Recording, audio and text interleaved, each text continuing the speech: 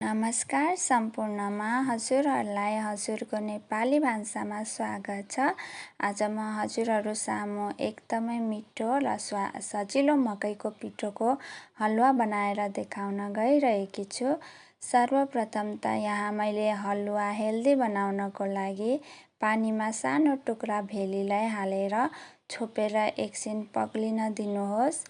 त्यतिन्जेलसम्म हामी हलुवा बनाउनतर्फ लागौँ है त।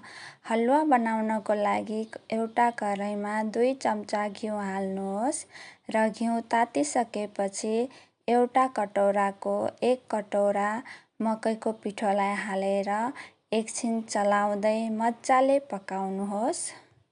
यसो गर्नाले चाहिँ मकैको पिठोको काँचोपना पनि हट्छ र खाँदा पनि एकदमै स्वादिलो हुन्छ।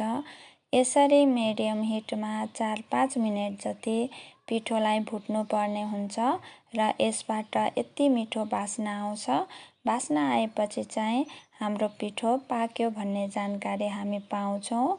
अब अघि राखेको भेली पनि पग्लिसकेको छ।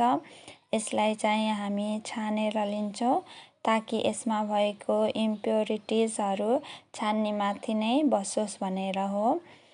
हजुरहरूले भेलीको साटो चिनी पनि प्रयोग गर्न सक्नुहुनेछ। मैले चाहिँ हेल्दी तरिकाले बनाउन गइरहेकी छु र हामीले जति पिठो लिएका छौँ त्यसको डबल पानी हाल्नु पर्दछ र फेरि पनि मजाले चलाउँदै 2-3 मिनेट पकाउनु पर्दछ।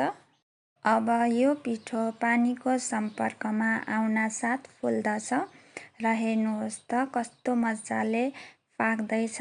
हजुरहरूलाई कस्तो प्रकारको हलुवा मनपर्छ, गिलो वा सारो, सोही अनुसार पकाउनुहोला।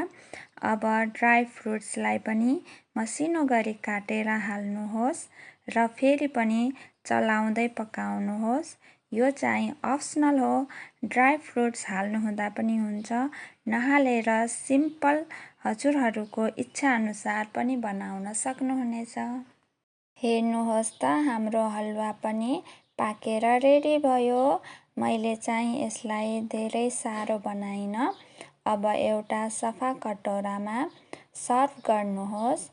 हजुरहरूले सुजीको हलुवा, क्यारामलाइज्ड हलुवा, चामलको पिठोको हलुवा त बनाएर खानु भइसक्यो होला।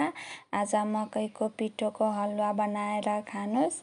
एकदमै मिठो, स्वादिलो र घरमै बनाएको हेल्दी खाजा खानुहोला। बाहिरको जङ्क फुड भन्दा त घरकै खाजा मिठो पनि, हेल्दी पनि र फ्रेस पनि।